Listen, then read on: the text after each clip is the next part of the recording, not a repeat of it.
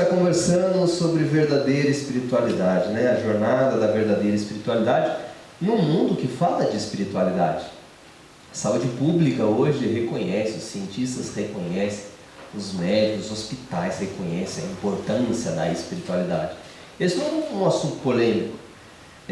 O detalhe é o seguinte, é que a gente se debruça sobre a verdadeira espiritualidade.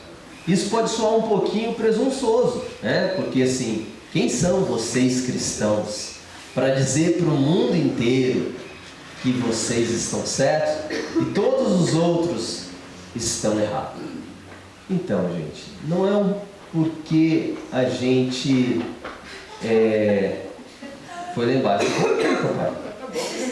Não é o fato da gente ter a verdade e falar assim, nós somos arrogantes. A grande questão é a gente descobrir a verdadeira história do mundo.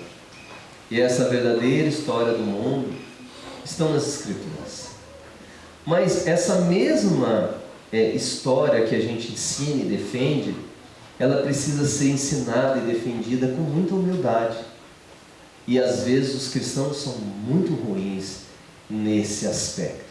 Sabe por quê? Porque todos que estão aqui, que acreditam nesse livro como a verdade, sabem que não acreditam porque fizeram esforço. Nem porque são mais inteligentes que o restante da população. Nem porque são mais iluminados. Mas foram constrangidos por um milagre a acreditar nesse livro.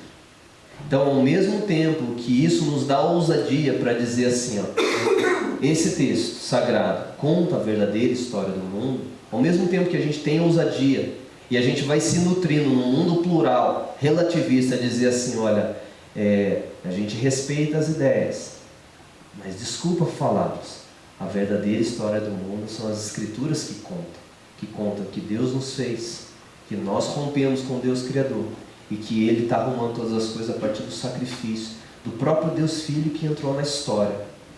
Ao mesmo tempo que a gente tem a ousadia de falar isso, a gente não fala com empáfia, não fala com arrogância, não fala com triunfalismo, a gente fala de forma humilde, porque a gente sabe que a gente só acredita nisso por obra gloriosa do Espírito Santo. Então, se foi obra do Espírito, não tem méritos em nenhum de nós.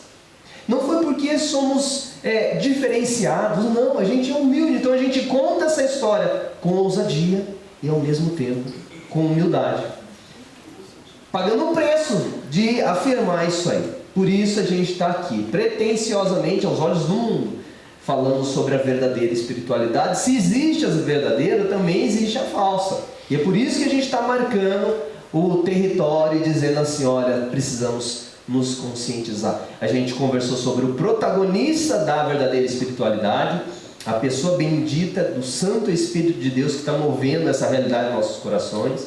Falamos semana passada sobre a mensagem da verdadeira espiritualidade, que não é baseada nas nossas obras, mas foi uma mensagem gloriosa que chegou até nós. Falamos também da experiência e hoje a gente vai falar sobre transformação. E para falar de transformação a gente vai ler Atos capítulo 2, verso 40. Porque a espiritualidade cristã não é algo apenas, o que não seria pouco, mas não é algo apenas para a gente ficar um pouquinho mais conscientes, ou ter uma ideia sobre a vida, uma ideia mais elaborada. Não, é uma mensagem que muda assim o nosso modo de ver, o nosso modo de sentir, muda aquilo que a gente chama de cosmovisão, mas opera transformações em nossa vida. A verdadeira espiritualidade opera transformação. Num tempo antigo os cristãos diziam assim, aquele que está em Cristo, nova criatura é. Para quem já é de vivência cristã um pouquinho mais tardia, era comum em determinadas épocas pessoas perguntarem para as outras, você já nasceu de novo? Era curioso algumas pessoas dizerem assim, Jesus entrou na minha vida e transformou todas as coisas. Tinha até um cântico, se eu soubesse cantar, Leandro, eu cantaria aqui. Tinha um cântico que dizia assim, a minha vida Jesus já transformou. O Abner deve conhecer esse. Eu posso te saudar. Como é? Completa? Com a paz do Senhor. Esse era um cântico. E era interessantíssimo a gente cantando eufórico na década de 90, dizendo, a minha vida Jesus já transformou. Porque a espiritualidade cristã transforma. Evidente que em passos e quantidade e até intensidades diferentes, de pessoa para pessoa, mas transforma. E hoje a gente vai falar um pouco de como essa espiritualidade mexeu com uma comunidade no primeiro século. Vamos ler? Atos capítulo 2, verso 40 diz assim: com muitos, esse é o finalzinho do sermão de Pedro e Lucas narrando para a gente. Com muitas outras palavras deu testemunho e exortava-os, dizendo: salvem-se desta geração perversa. Então, os que aceitaram a palavra de Pedro foram batizados, havendo um acréscimo naquele dia de quase 3.000 pessoas. Olha que curioso. E perseveraram na doutrina dos apóstolos e na comunhão, no partir do pão e nas orações. Em cada alma havia temor, e muitos prodígios e sinais eram feitos por meio dos apóstolos. Todos os que criam estavam juntos e tinham tudo em comum. Vendiam as suas propriedades e bens, distribuindo o produto entre todos à medida que alguém tinha necessidade. Diariamente perseveraram unânimes no templo, partiam pão de casa em casa e tomavam suas refeições com alegria e singeleza de coração, louvando a Deus e contando com a simpatia de todo o povo. Enquanto isso, o Senhor lhes acrescentava dia a dia os que iam sendo salvos. Palavra do Senhor. Vamos fazer ter mais uma palavra de oração? Bendito Deus, nós estamos diante do Senhor, da sua graça maravilhosa, e precisamos demais, Senhor, de que o Senhor nos socorra com entendimento, nos socorra com compreensão, nos socorra com graça. Queremos viver a verdadeira espiritualidade, queremos sentir toda essa realidade de transformação, queremos mudança no nosso jeito de ver, pensar, sentir, mas queremos mudança nos nossos comportamentos, nos nossos hábitos, na nossa agenda. Senhor, tenha misericórdia, opera a sua graça sobre cada um aqui, modifica a estrutura do nosso viver e, sobretudo, seja louvado, seja engrandecido em nossas vidas. Fala com a gente, Senhor, por misericórdia, em nome de Jesus. Amém. É muito curioso o texto encerrando aqui o sermão de Pedro. Ele olha para uma multidão de judeus, jurando que era um povo escolhido, um povo que tinha promessa de Deus, um povo que Deus endereçou. Os escritos sagrados, os profetas eram dos judeus, todos os testemunhos da lei foram entregues para os judeus, o templo era dos judeus, o sacrifício era dos judeus, o Messias nasceu entre os judeus. E, gente, pasme, pensa num povo que se achava os escolhidos, mas num nível que nenhum calvinista roxo conseguia se sentir tanto. Por quê? Porque não era uma questão apenas doutrinária e teológica, era uma questão cultural. Toda a vida deles, eles foram criados como um povo separado, um povo diferenciado, um povo escolhido de Deus. E de repente, Pedro começa a pregar para uma Jerusalém lotada de gente por conta dessa festa, judeus espalhados de todo o canto do mundo que tinha vindo para essa festa e estavam ali para ouvir, e termina o sermão de um jeito nada polido, onde Pedro diz para ele assim: salvem-se dessa geração perversa. Pessoal, vocês estão tudo condenados. Pensa no terror, na ousadia e no nível de atrevimento desse Pedro.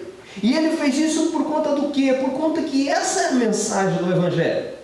A mensagem do Evangelho é uma mensagem que acolhe e que diz para as pessoas que elas são amadas por Deus de um jeito que elas não podem imaginar. Mas é a mesma mensagem que diz assim: se arrependa, se rendam a Deus, se voltem para Ele, para que Ele seja o amor total e pleno da sua vida, porque senão você está condenado.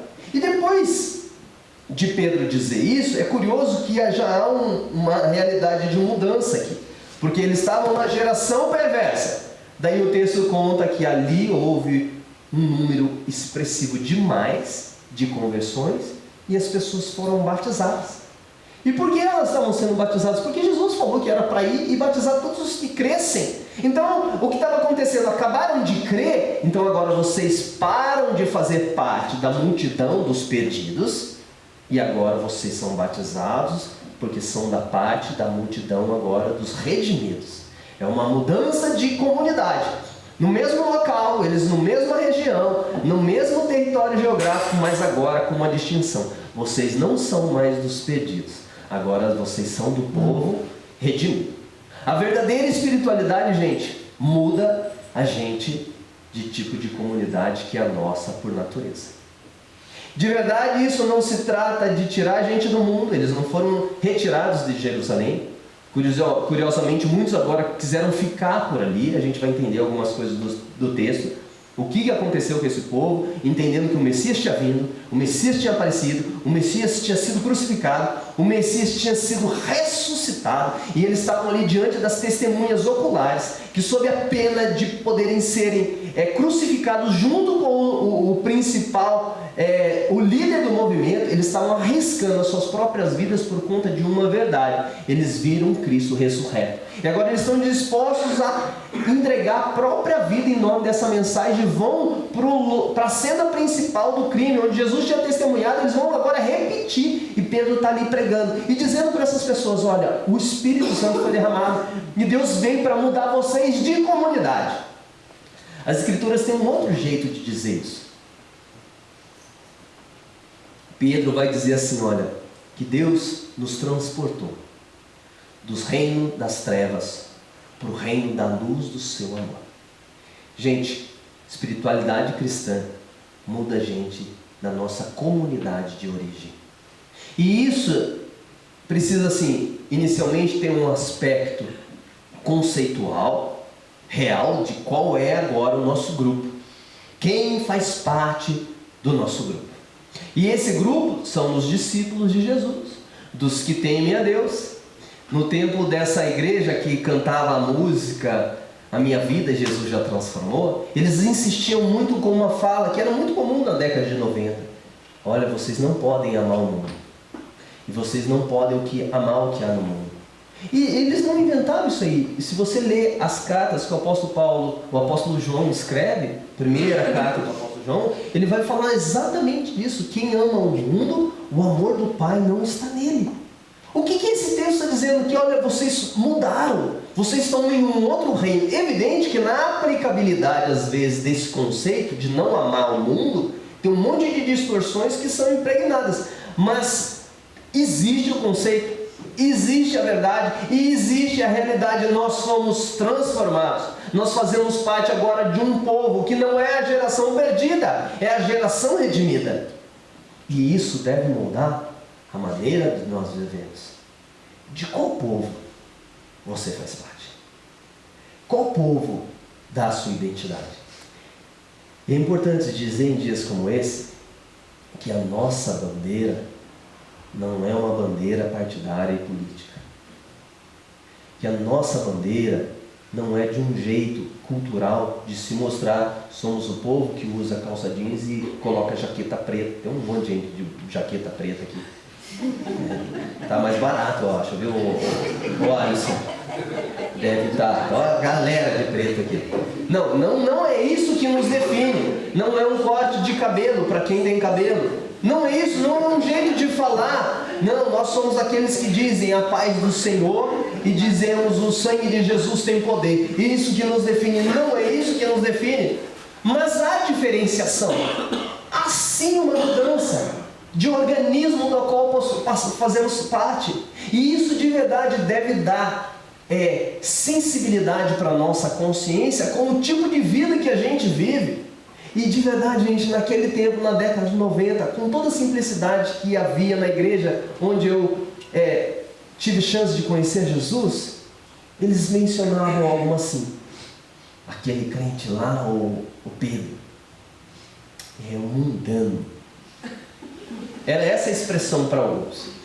Esse crente é mundano. Tinha até uma palavra curiosa, Sara, que diziam assim, o fulano é um crente Raimundo. Pé na igreja e um pé no mundo. Gente, de forma muito simples, o que muitos ali estavam categorizando era que os valores que devem nortear a comunidade dos redimidos não estavam norteando a vida daquele sujeito, daquela pessoa, aquele indivíduo que dizia-se parte desse organismo. Fazemos parte de um povo novo, de um povo chamado povo de Deus, de um povo que tem marcas expressivas que derivam marcas do próprio Salvador. E a gente precisa considerar, é curioso, eles foram enxertados num novo grupo, e esse grupo agora cresceu, teve acréscimo, havendo um acréscimo naquele dia de quase 3.000 pessoas. Acréscimo onde? Na igreja, nos discípulos, na comunidade de discípulos. Saíram, deixaram de fazer parte de algo e passaram a fazer parte de outra coisa. Essa distinção precisa existir na nossa vida. Não dá, alguns de nós, aqui não tem, é só para o pessoal da internet aí que vocês vão repartir, mas não dá para a gente não ter distintivos das pessoas assim, olharem para a gente no trabalho, na família, entre os vizinhos e falarem assim, tem algo diferente. Ainda que eles se irritem com a gente, mas precisa ter algo diferente. Precisa aparecer que a gente mudou. E não é por conta da nossa agenda. O que você faz no domingo? Domingo não dá para chamar o Vinícius e a Sol para fazer as coisas, nem o Vlad e a Ana, porque eles vão sempre para a igreja. Povo chato, sempre tem igreja. Não, mas chama eles no sábado que eles vão. Só tem no sábado, eles são piores do que qualquer um daquela festa que eles foram chamados. Não dá. As escrituras falam que nós somos o bom perfume de Cristo. As escrituras dizem que nós somos a carta de Deus para o mundo. As escrituras têm outra, elas falam assim, vocês sois a luz do mundo. E se a luz que há em vocês são trevas, como essas trevas são. Gente, houve mudança. A verdadeira espiritualidade dá conta disso. Agora olha que curioso, como que essa nova comunidade vive transformada? O verso 42 diz assim, e perseveravam na doutrina dos apóstolos, na comunhão, no partir do pão e nas orações. Doutrina dos apóstolos e comunhão. Vamos começar com doutrina dos apóstolos. Por que esses homens tinham tanto poder sobre eles? Porque havia uma manifestação, como diz o Rodrigo, sinistra de milagre. Gente, porque eles estavam dando conta, assim, o Senhor estava confirmando a palavra deles. Eles foram testemunhas oculares dos feitos de Cristo, e agora eles estavam ali trazendo com contundência a mensagem revolucionária acerca de que Deus, que criou todas as coisas, se fez gente, entrou na história e morreu como um condenado pelo Império Romano, mas não derrotou-se, não foi derrotado, ele foi vitorioso porque ele ressuscitou e destruiu o principal império, que é o império das trevas e o poder do pecado, e agora ele oferece redenção eterna e reconciliação com Deus a partir de uma mensagem de fé.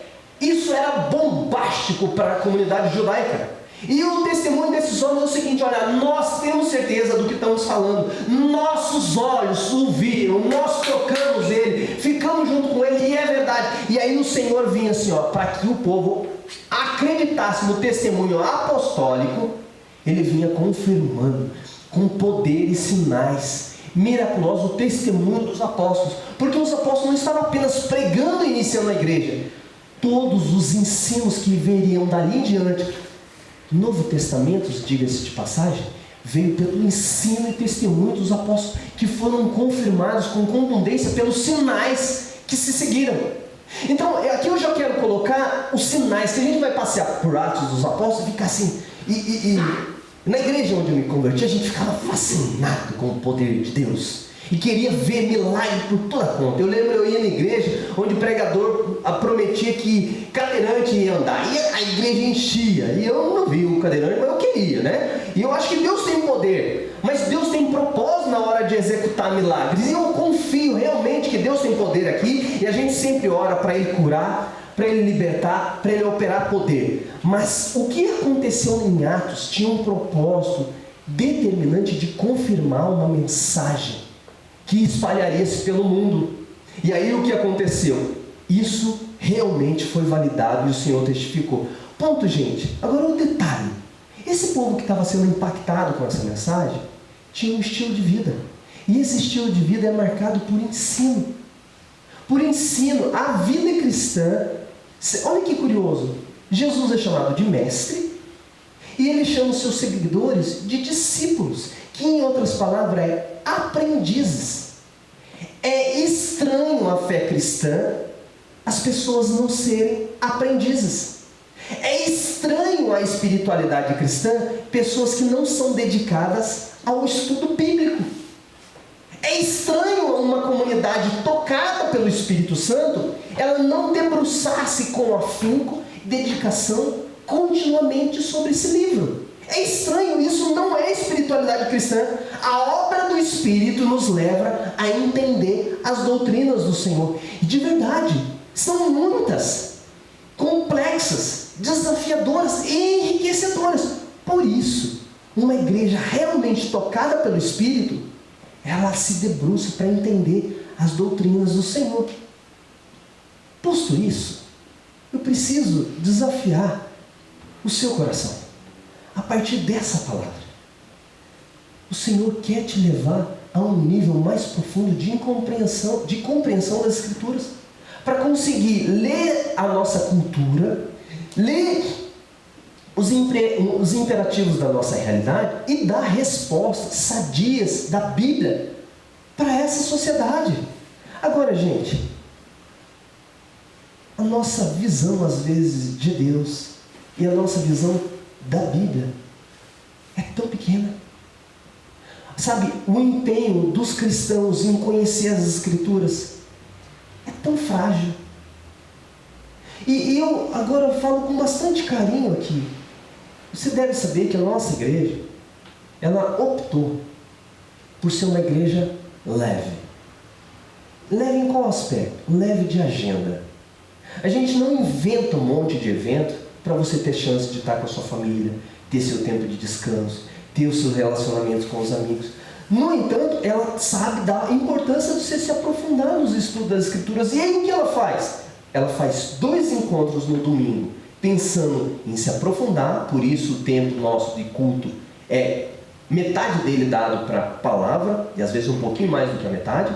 E no domingo de manhã a gente se debruça e está estudando, por exemplo, Romanos capítulo por capítulo, todas as semanas, no momento.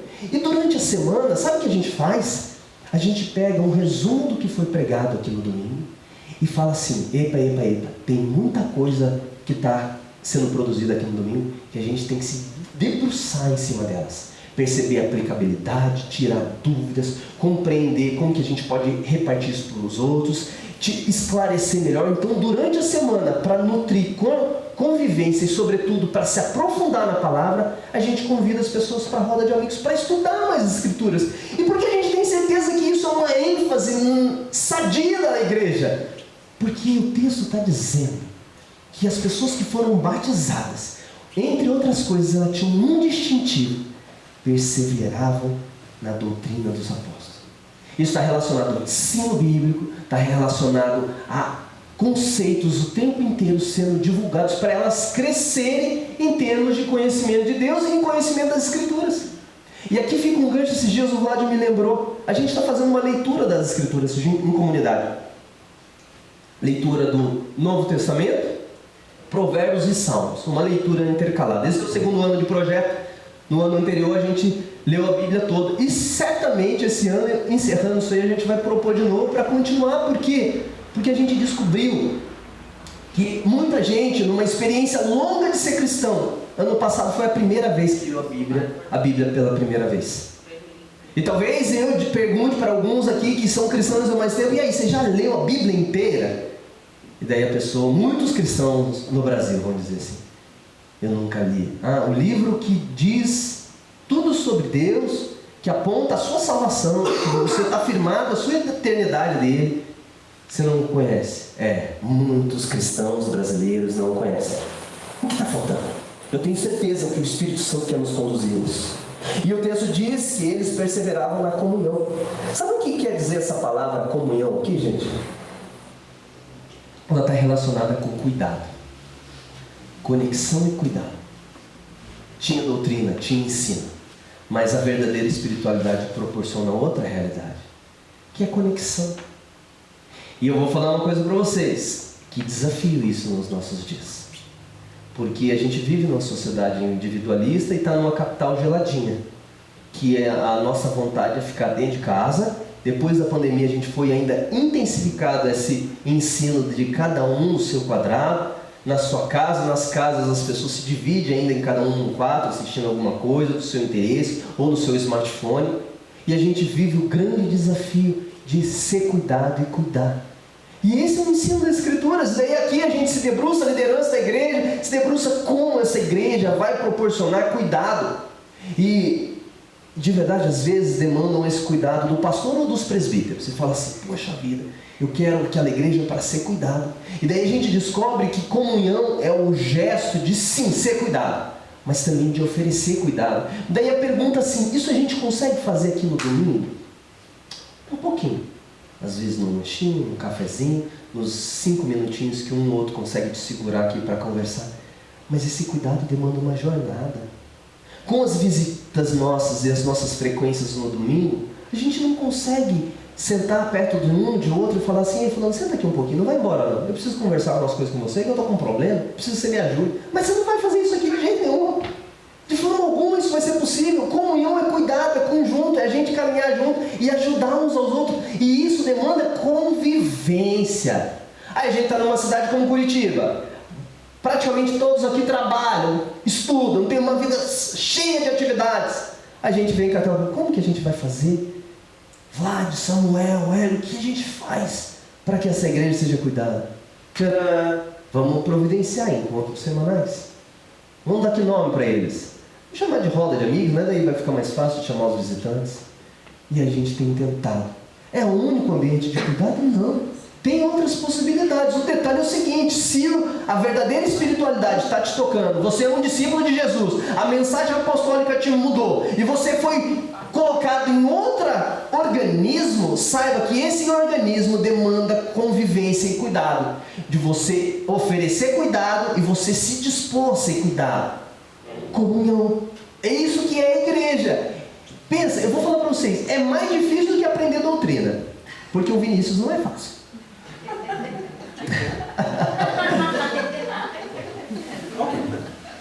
E o André é pior que o Vinícius. O ponto é, gente, que é só assim que a gente vive. É com agenda, é aquela coisa assim, vamos lá, vamos estar junto, vamos insistir. E muita coisa bonita acontece. Muita coisa bonita acontece, mas a gente demanda disso. O texto fala do partir do pão e orações. Esse partir do pão aqui, gente, faz referência a uma palavra. Tomando o cálice e o pão, partiu, o entregou e disse: esse é meu pão que é partido por vós. Do que esse texto está falando? Esse texto está falando da ceia. Orações está falando de culto. Partir do pão e orações, para os comentaristas em geral, era a realidade, a experiência deles. Doutrina, que é o que está acontecendo aqui agora. Ensino, partir do pão, os dias que tem ceia e orações. Quantas orações teve aqui? Orações cantadas no louvor e orações que foram feitas, culto. A verdadeira espiritualidade incentiva e estimula, o Espírito Santo vai tocando as pessoas para elas participarem do culto. Isso é imprescindível para a vida cristã. Não há um crente fervoroso tocado por Deus que fala assim, ó, não quero saber de culto. Porque às vezes a gente dá umas desculpinhas bem esfarrapadas, tipo assim, ó, culto é todo dia. Enquanto eu vivo, eu adoro. Gente, é bizarro que as pessoas que eu já ouvi falando isso, a vida delas não dá um testemunho muito legal de que elas estão realmente apaixonadas por Jesus. Porque isso aqui centraliza a nossa vida. Tem coisa espiritual acontecendo aqui. Quantas pessoas chegam, a partir mesmo da minha própria experiência, e falam assim, uau, o Senhor estava com a gente. O Senhor nos tocou. O Senhor renovou nosso entendimento, nossas compreensões, nutriu nossas motivações. Culto é a razão da nossa vida. Daí você fala assim, como assim, André? Você foi chamado para adorar. É evidente que a nossa adoração ela não deve se circunscrever ao momento do grupo. Ela tem que ser transportada no nosso ambiente individual. Mas ela é assim, vou para o individual e volto para o comunitário. Volto para o comunitário e volto para o individual. E assim vai intercalando essa realidade. Quem está buscando o Senhor, vem aqui e fala assim, eu quero adorar o Deus da minha salvação. E aí olha que legal, em cada alma havia temor. Que coisa linda, é gente que teme o Senhor. É isso que o Espírito Santo opera no nosso coração. É gente que começa a ter consciência assim, olha, eu estou na presença de Deus. O que está sendo exposto aqui é a palavra do Senhor. Deus falou comigo, estou na presença dEle e vou viver na presença dEle e tenho o temor dEle. E o que é essa palavra temor, André? É uma mistura de medo com profundo respeito. Não é um medo aterrorizante, porque a gente descobre que Ele é amoroso, mas também não é um respeito, tipo, e aí Deus, beleza? Não é esse aí. É a consciência assim, Ele é o Senhor de toda a terra. Cale-se diante dEle todos os povos. Ele é o dono da eternidade, Ele é o Criador do tempo. Ele é o autor da vida e o dono da morte. Ele pode fazer viver e fazer morrer. Ele condena as pessoas ao inferno e é o único que pode dar absolvição. É o Senhor. Terrível é o nome dele. O nome dele é fogo consumidor. Esse é o Deus das Escrituras.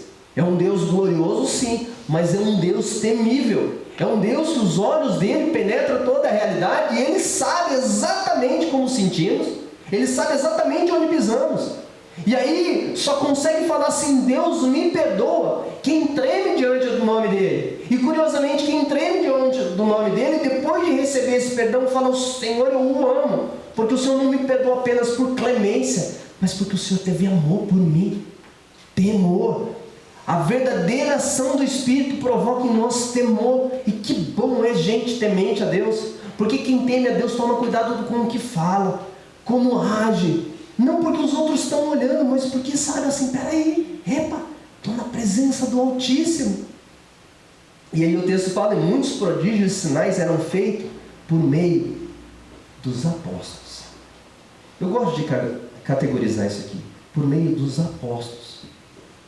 Vai ter duas exceções de milagres e sinais profundos. Um em Filipe e o outro no próprio Estevão. Mas que foram diáconos, parte do grupo apostólico, de gente que foi confirmado pela igreja como cheio do Espírito Santo. Fora eles, gente, não teve gente com essa contundência poderosa. Então não espere de mim dos presbíteros muitos sinais, tá? Brincadeira à parte. Olha que legal, para a gente ir para o encerramento. Todos os que criam estavam juntos e tinham tudo em comum. E aí vem a parte que às vezes o pessoal mais socialista gosta mais. Diz assim, vendiam as suas propriedades e bens, distribuindo o produto entre todos à medida que alguém tinha necessidade. Daí o pessoal pega esse texto isolado e fala assim, tá vendo? Uma igreja de verdade é essa, que vende as suas propriedades e bens e distribui o produto entre todos à medida que alguém tenha necessidade. Evidente que essa não seria a leitura mais adequada do texto, porque uma regra de doutrina de interpretação das Escrituras é ler todas as Escrituras para a própria Escritura se interpretar. Então, quando você vai para as cartas do Novo Testamento, você não vê nenhum tipo de incentivo à desapropriação da propriedade privada. Você não vê nenhuma instrução para que as pessoas abram mão de tudo. Tem uma pessoa no Novo Testamento onde Jesus fala para ele assim, vai, vende tudo que você tem e dá aos pobres. Era um jovem rico. E aí o Senhor Jesus aplica que o problema daquele sujeito era que o Deus dele era a riqueza. Mas as Escrituras não condenam propriedade privada. No entanto, a gente não pode fechar os olhos para esse texto. E a gente pode, poxa, se esse texto não está defendendo a expropriação de bens, né? Vamos, se você fez parte da igreja agora, pode começar a vender tudo e entregar tudo aí para o necessitado, porque vamos descobrir aqui, vamos dividir, vai ficar todo mundo na igualdade. Não é esse princípio. Então, André, que princípio é? O que está sendo ensinado nesse texto? O que está acontecendo aqui, gente? Muita gente veio da diáspora judaica e ficou morando em Jerusalém. E eles não iam sair porque entenderam agora que o reino messiânico começou. E não estava claro para muitos deles ainda o que ia acontecer. Eles estavam ali aguardando, poxa, agora o Senhor vai consumar tudo. Ainda tinha muitos entrando, muita gente ficou em Jerusalém. E aí, curiosamente, o cristianismo e a espiritualidade verdadeira, embora não oriente que todo mundo abra mão de todos os recursos, ela de fato muda o nosso jeito de gerir os recursos. E ela nutre a gente de generosidade. Um povo que é e que deve ser generoso é o discípulo de Jesus, é a igreja do Senhor. E eles ali se entregaram. Aí quando você começa a descobrir o texto, você vai perceber o seguinte: no capítulo seguinte, para combater qualquer noção que possa ter de que realmente a gente tem que entregar tudo, tem uma situação bem polêmica, que é Ananias e Safira. Eles vão, vendem um terreno e vão e combinam entre os dois. A gente vendeu por 100 mil, né? Mas não vamos entregar todo o dinheiro. Vamos entregar 80, mas vamos falar que é o dinheiro todo, que o terreno foi 80 mil. E eles entregam. E aí o Espírito Santo revela para o Pedro que eles estavam mentindo. E aí eles são consultados, eles foram separados. E aí, você está mentindo. Confessa. Nada, mentindo não. Pô, morre um. Depois morre o outro. E é curioso que a explicação de Pedro é assim: olha, se vocês tivessem ficado com o dinheiro, eles eram de vocês.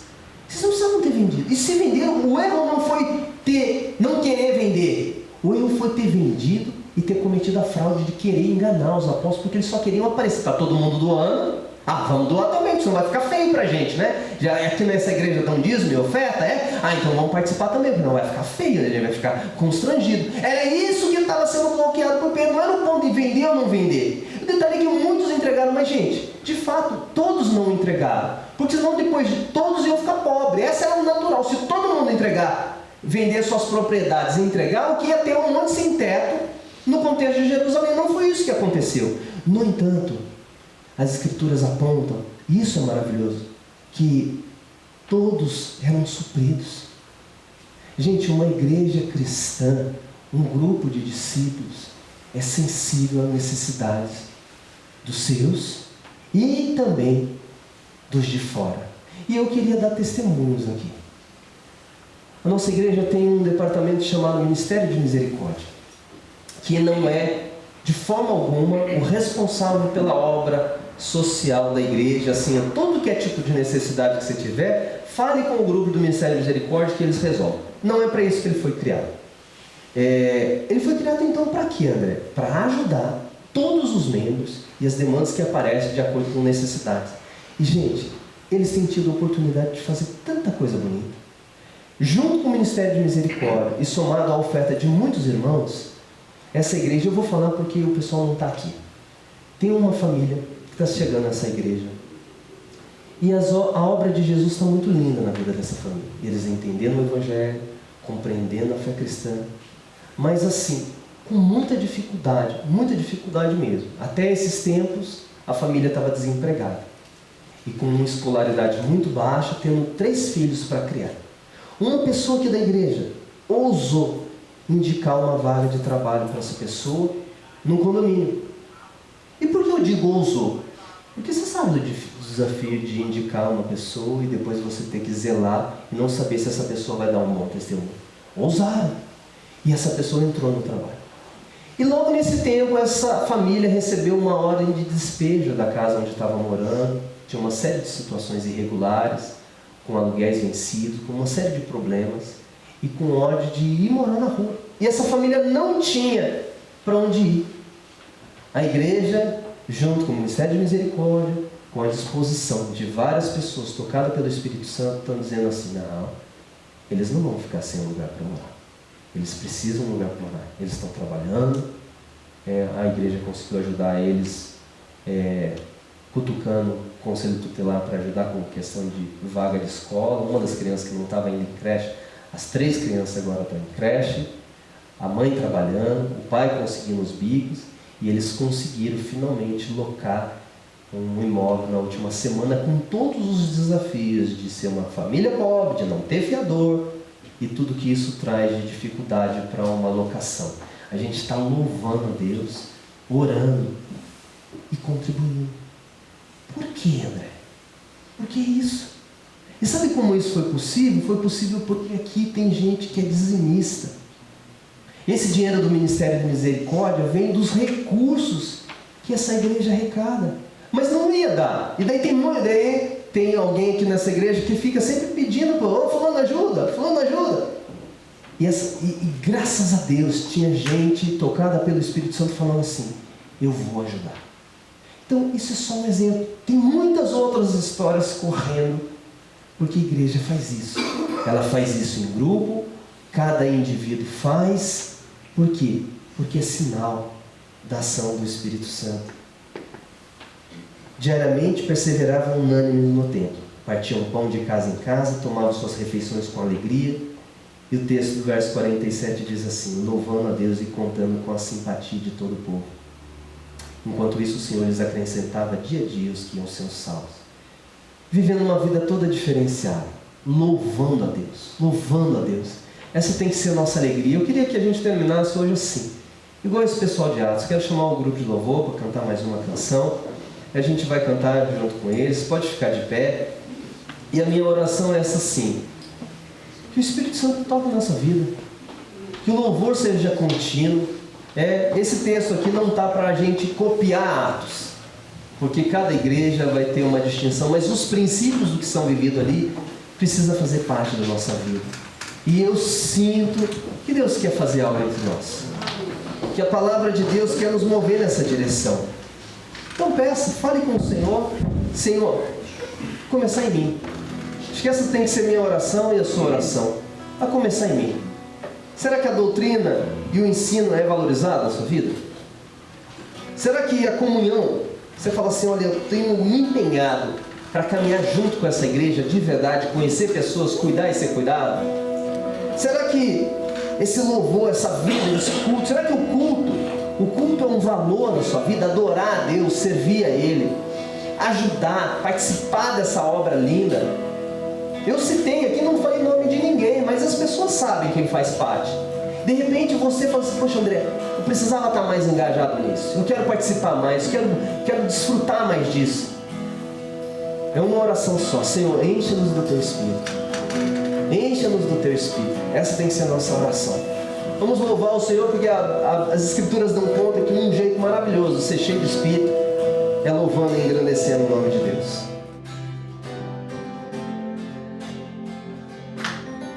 Isso, nas palmas, vamos lá.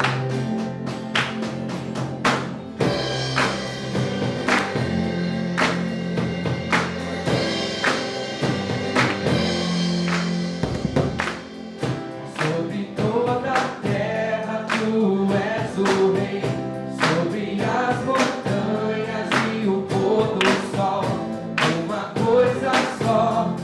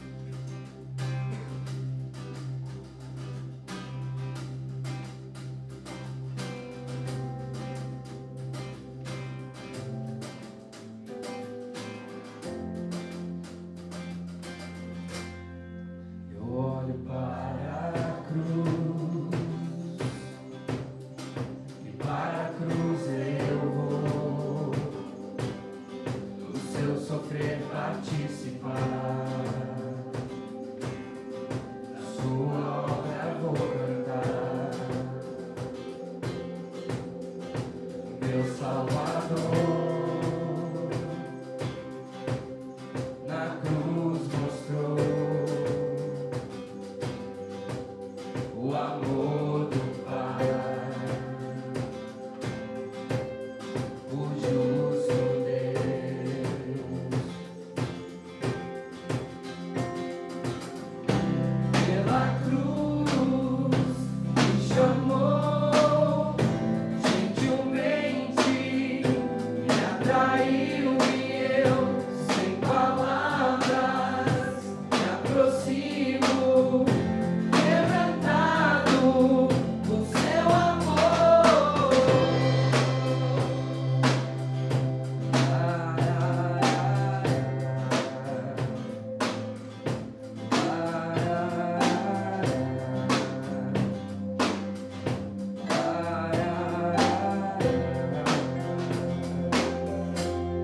E mereci da vida,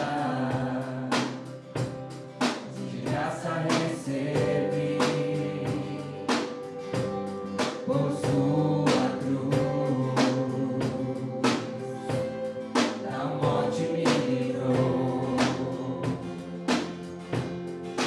trouxe minha vida. Eu estava condenado, mas agora pela cruz eu fui reconciliado.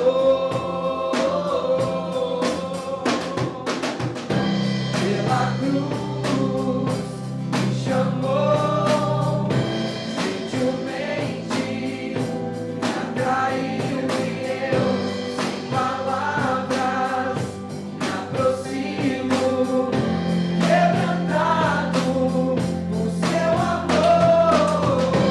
Pela cruz me chamou, gentilmente me atraiu e eu, sem palavras, me aproximo, quebrantado por seu amor. Impressionante é o seu amor.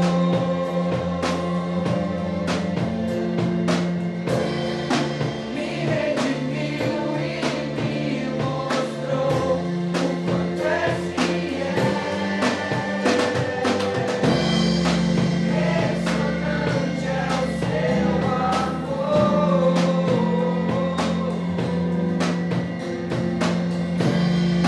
Me redimiu e me mostrou o quanto é fiel.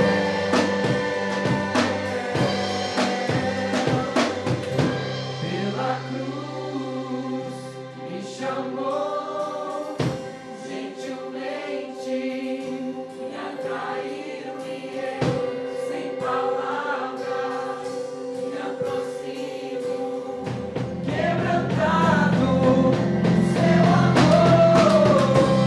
Pela cruz me chamou, gentilmente me atraiu e eu, sem palavras, me aproximo, quebrantado por seu amor.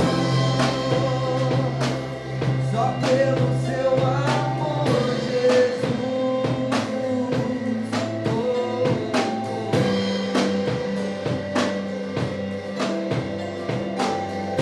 Quebrantado por seu amor.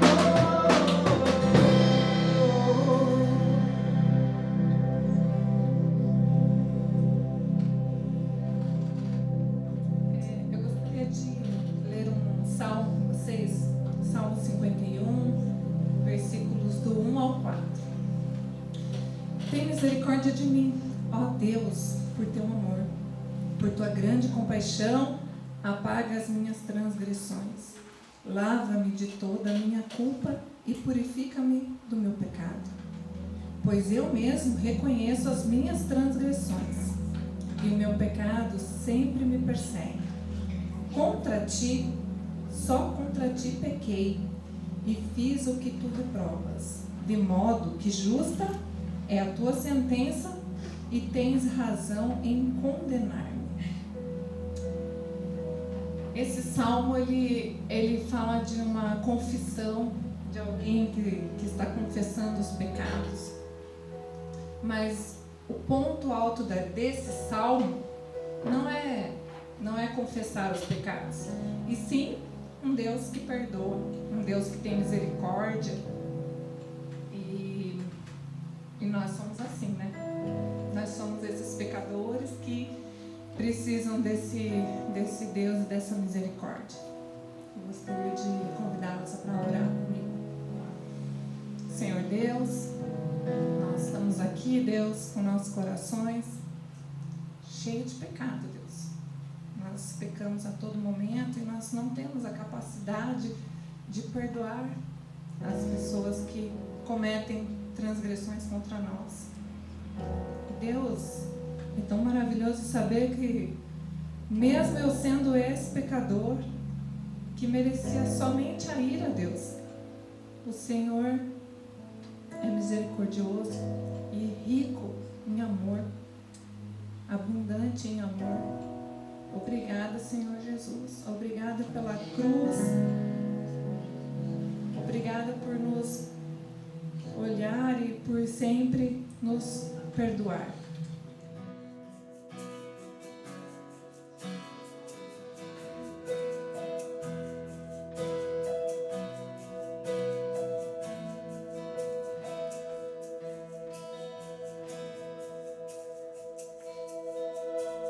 Luz do mundo, vieste à terra pra que eu pudesse te ver. Tua beleza me leva a adorar-te. Quero contigo viver.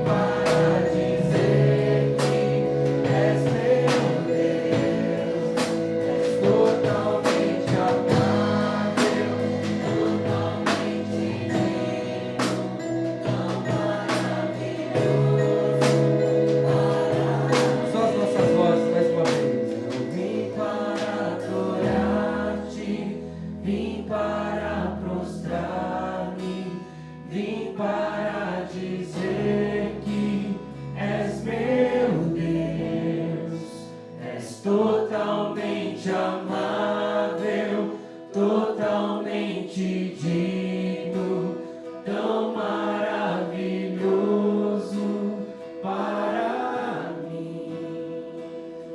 Senhor, o Senhor é maravilhoso para nós, Pai. O seu amor para conosco é incomparável, Pai. Nenhum de nós somos capazes de medir esse amor que nos alcançou, Pai. Por isso nós estamos aqui hoje, de todo o nosso coração, louvando ao Senhor, Pai.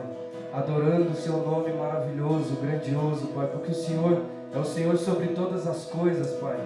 Que o Senhor reine sobre as nossas vidas, assim como nós cantamos aqui hoje também, Pai. Porque foi pela Tua cruz, Pai, que nós fomos salvos, que nós podemos ser transformados dia a dia, Pai, segundo a imagem e semelhança do Teu Filho Jesus, que Ele sim foi perfeito realmente, Ele sim, Pai, caminhou em retidão, Ele sim agradou o Senhor em todas as coisas, e assim nós queremos ser, Pai, apesar das nossas falhas, das nossas dificuldades do dia a dia, Pai, é muito difícil, mas o Senhor está sempre conosco, porque o Senhor é a própria esperança, Pai, para um mundo de guerra, para um mundo onde parece que a paz não existe, mas o Senhor veio para nos mostrar que ela existe sim, Pai, porque o Senhor é o verdadeiro amor e a verdadeira paz, Pai. Então reina sobre nós, Pai.